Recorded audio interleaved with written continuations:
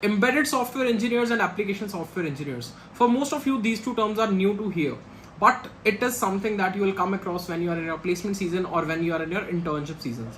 There would be some companies who will be hiring for embedded software engineers. There will be some companies who will be hiring for application software engineers. And you are totally confused कि यार embedded software engineering companies में मुझे जाना चाहिए कि नहीं जाना चाहिए. What is the type of work that you will see in these embedded companies and what are the salaries that they offer? Are these salaries comparable to my normal salaries? What are the point of view of growth in these embedded companies with respect to those application layer companies? So each and everything we are going to discuss in this particular video. So stay tuned with me till the end of this video. Let's keep the like target of this video as 1500 likes. I hope these 1500 likes would be done really very soon. So let's start the video by understanding what are embedded software engineering companies and embedded software engineering roles. There are a lot of companies in India who work closely with hardware as well as software. So they have both the roles. They have software engineering roles also. They have hardware engineering roles also. So basically they categorize these engineers as maybe firmware engineers or embedded software engineers. So you are a software engineer, you would be writing code, but you would also need to know a little bit about the hardware part of things. If you understand that hardware part of things, there are very good chances that you can write that firmware part very nicely. So which all languages are generally used? Generally in these embedded companies, you will see languages like C, C++. So their entire code structure would be based upon these languages. Along with that, there are some other companies, some other domains, some other technologies that you will see that you will work closely when you are an embedded engineer, but majorly the work is going to be around C and C++. So your coding skills in C and C++ is something that they would judge. They would get into the depth of C language. They would get into the depth of C++. These fundamentals of these languages which we generally ignore. We don't study in the very depth of C. Right, storage classes. What are storage classes? Then we get into the depth of storage classes. So you'll have these type of questions asked in the interviews if you're appearing for these embedded roles. Apart from that, they focus more upon bit manipulation and things. So these are the topics that you should prepare if you're appearing for any embedded software company. अब second question that is most asked is कि embedded software engineering roles के लिए only electronics के students को apply करना चाहिए या फिर CSC के students भी apply कर सकते हैं. So there are a lot of people who are into computer science and who work on these embedded roles or firmware roles. And there's no such thing कि सिर्फ CSC वाले लोगों को करना चाहिए, सिर्फ EC वाले लोगों को करना चाहिए. It's a mixed thing. मतलब it's the type of interest that you develop with time that makes you eligible for these roles. बहुत सारे CSC के लोग जिन्होंने BTech CSC किया हुआ है, जिन्होंने BTech IT किया है, they are into firmware roles. काफी सारे इलेक्ट्रॉनिक्स के लोग भी हैं. ऐसा नहीं है कि if you are from CSC तो you will be lagging behind. No. तुम आके सीख सकते हो बहुत सारी. देयर माइट बी समथिंग जो तुम्हें बहुत ज्यादा इंटरेस्टिंग लगे जो नॉर्मली एप्लीकेशन इंजीनियरिंग रोल्स में नहीं मिले. But definitely experience that you gain in these companies will matter and accordingly your growth will happen. अब ग्रोथ की बात कर लेते हैं. ग्रोथ दोनों सेक्टर्स में है, इन एप्लीकेशन इंजीनियरिंग ऑल्सो, इन एम्बेडेड इंजीनियरिंग ऑल्सो. काफी रिसर्च करने के बाद ये वीडियो बन रही है. काफी सारे लोग जो एम्बेडेड सॉफ्टवेयर इंजीनियरिंग इंडस्ट्री में 5 साल 6 साल तक रह चुके हैं, ये उनके view points. But if you get into embedded, be the best in one particular field. किसी एक particular domain में you should be the best.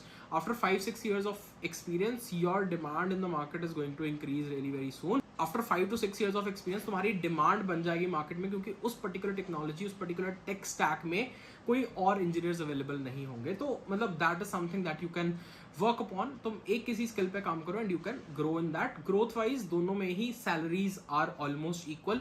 Even at the fresher level salaries are equal. Generally इसमें हम salaries discuss करने वाले हैं कुछ ऐसी एम्बेडेड कंपनीज की जो एम्बेडेड सॉफ्टवेयर इंजीनियर के रोल्स ऑफर करती हैं. Be it Texas Instruments, Nvidia, Qualcomm और भी काफी सारी कंपनीज हैं. Let's start with the salary breakup and CTC of these embedded companies. Video में आगे चलने से पहले let me tell you about Jobathon that is being organized by Geeks for Geeks. It is going to be conducted on 21st of October from 8 PM to 10:30 PM, जहाँ पे बहुत सारी companies higher करने वाली हैं. ये एम्बेडेड कंपनीज तो नहीं है, बट इन जनरल काफ़ी सारे स्टार्टअप्स हैं. सर्वे स्पैरो, इटासोल, हॉटवैक्स कॉमर्स, इन्फोग्लेन. एंड इसमें तुम्हें internships as well as full time roles दोनों के लिए अप्लाई कर सकते हो. कॉलेज स्टूडेंट हो या पास आउट हो चुके हो, दोनों अप्लाई कर सकते हो. टेस्ट में क्या आने वाला है? 3 DSA questions, 5 MCQ on programming logic, 5 MCQs on logical reasoning and 5 MCQs on quantitative aptitude. This is going to the test structure. जाके अप्लाई कर सकते हो अभी इसी के लिए. Link is there in the description and let's move on to the video. सबसे पहली कंपनी यार इनमें Texas Instruments. They offer a stipend of 45,000 per month for an internship to both BTech as well as MTech. For BTech the salary is 22,20,000 and for MTech the salary is 25,25,000. This is expected to increase in the coming year. Next is Micron. Micron Technology is also a company that offers both software as well as embedded roles. तो इसमें base salary मिलती है कुछ 9.5 lakhs, joining bonus is 1 lakhs, relocation bonus that they offer is 2 lakhs, variable pay is 1 lakhs, discretionary allowances are 56,000, retiral benefits are 57,000, total compensation in and around बनती है 14.5 lakhs। उसके अलावा बहुत सारी ऐसी चीज़ें जो तुम्हें मिलती हैं, कैब फैसिलिटी है, इंटरनेट रीइंबर्समेंट है, 50 leaves in a calendar year, this is what micron offers. उसके अलावा एक कंपनी है वेस्टर्न डिजिटल, पहले तुम जानते होगे, you would know about SanDisk. तो SanDisk and Western Digital are the same thing. Salary इनकी है 13.5 lakhs base salary, relocation bonus is 50,000, sign in bonus is 3 lakhs, total composition बन जाता है 17 lakhs। उसके अलावा other monetary non monetary benefits जो बाकी सारी कंपनीज प्रोवाइड करती हैं, that Western Digital also provides.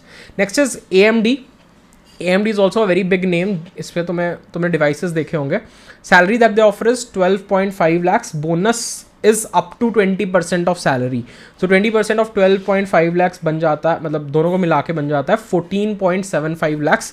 इसके अलावा बेनिफिट्स में 20 paid vacation leaves you get, 7 paid sick leave, 7 casual leaves, health benefits up to 7 lakh and covered, मतलब हेल्थ डेंटल एंड विजन, सारा आपका मेडिकल वाली चीज़ें ये कवर कर रहे हैं। Next is Qualcomm. Qualcomm offers a salary of 17.5 lakhs base, sign on bonus इनका है 10.1 lakhs, 10.1 lakhs का साइन ऑन बोनस है, मतलब दिस इज फॉर 2 years। अगर तुम 2 साल से पहले कंपनी छोड़ देते हो तो then you'll have to return this sign on bonus. Stock bonus is 12.8 lakhs, 33% every year, 3 साल तक का ये स्टॉक बोनस है। Retention bonus is 5 lakhs, retirals that you get is of 2.24 lakhs। तो ओवरऑल कॉम्पनसेशन अगर 1 साल का देखें तो 31 lakhs तुम्हें मिल रहा होगा क्वालकॉम में। फिर आती है Nvidia. Nvidia is also great company. Nvidia के GPU प्रोसेसर्स तुम देखते हो, बेस सैलरी एनवीडिया ऑफर करती है 15.5 lakhs, रिटायरल्स ऑफर करती है 1.3 lakhs, साइन ऑन बोनस है 3 लाख का। फिर कुछ की बेनिफिट्स जिनका टोटल सम होता है 75,000, स्टॉक बोनस मिलते हैं जी यहाँ पे आपको 18 lakhs के स्टॉक बोनस मिलते हैं, 4 साल तक के स्टॉक बोनस है 25% ईच ईयर।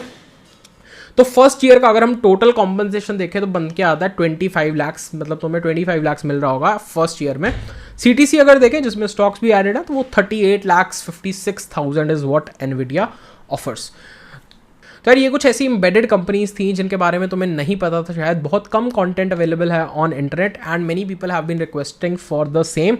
तो यार इनमें भी तुम अप्लाई कर सकते हो अगर तुम्हारा पर्टिकुलरली इंटरेस्ट एम्बेडेड में है, तो तुम देख सकते हो कि काफ़ी अच्छी salaries these companies also gives. तो अगर तुम्हारा इंटरेस्ट इसमें है तो डेफिनेटली तुम्हें इसमें there is a scope of growth as well as you will learn a lot of things in embedded industry also. Many big tech giants like Microsoft, Amazon, they are setting up their own semiconductor units in India, तो उनके लिए भी तुम्हारी demand बढ़ने वाली है। This was something that I wanted to share with you. Do let me know in the comment section if you have any more doubts related to these companies. I will try my best to give you all the answers.